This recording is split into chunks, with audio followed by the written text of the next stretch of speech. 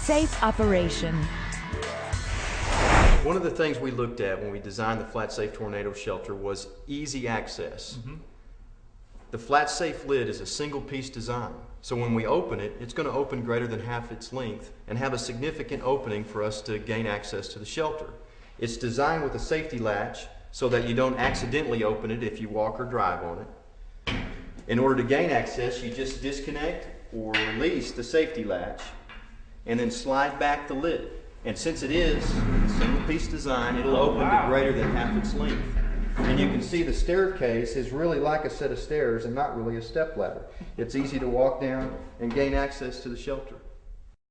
So let's say there's a significant storm coming, and I know it's time to get in the shelter. I think it's going to hit. But I don't really want to get my car outside because there might be hail, there might not be a tornado. We might just get a lot of stuff flying around that would damage my car, and I want to leave it in. Can I still get in the shelter with it parked over it? You sure can. That's one of the reasons for the flush mount design, so that it's not a problem for cars to be left over it as you access the shelter. A lot of people are concerned about hail more so than tornadoes because more than likely as a tornado approaches, actually striking your home may not occur, but you know that hail is going to strike a much larger area. So hail and damage to a vehicle is a concern. The thing I like about putting the car inside as you access the shelter is it's an added layer of protection. It's going to protect against debris that may fall down around the shelter's lid. Keeping in mind, if the tornado is significant enough to do damage to the car or move the car, then a lot of other debris is probably not going to be around.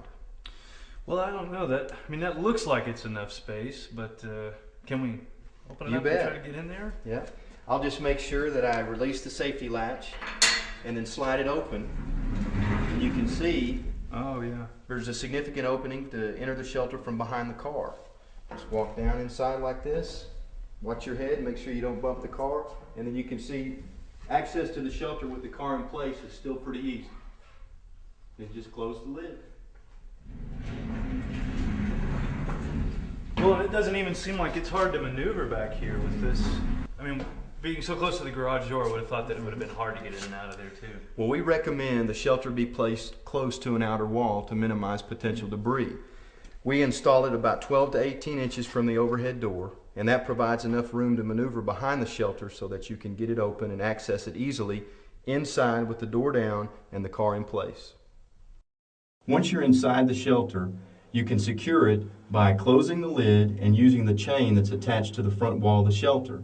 There's a bracket welded to the lid that has an opening you feed the chain through.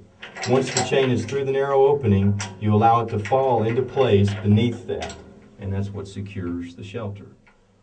After the entry chains have been secured, you can take the chains that are located at the midpoint on the side wall and secure it to a link that's attached to the shelter's lid. Okay, this is the come-along we talked about during emergency egress. As you can see, it's connected to permanent hooks that are located inside the shelter. This one is secured to the shelter wall. There's another one on the opposite end that's secured to the lid. If you take the other end of the come-along and its hook, connect it to the lid, you can forcefully open the lid by cranking the come-along back like this. So Cliff, show me how these stairs operate. All right. Well, as you can see, they really are like a stairway. It doesn't resemble a step ladder or anything that's dangerous that you might trip on. You can easily walk down these. To aid in making sure you're safe as you enter the shelter, we have a removable handrail that can be put in place up top so that there's something people can hold on to as they take their initial steps down into the shelter. Once inside the shelter, the stairs have a neat feature. They release at the base and fold back against the front wall, which provides additional space in the shelter. So it's kind of a nice feature. Yeah, you know, I didn't even see that handrail when we first opened the shelter. Right, it's stored away so that when it's not in use, it doesn't get in the way. And of course, the handrail and the stair system is available in our two larger shelters. The two smaller shelters use removable boards.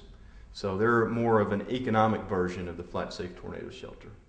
But the two larger ones have the folding stairs and the removable handrail, and they really are a nice feature that makes it that much easier to enter the shelter and exit the shelter.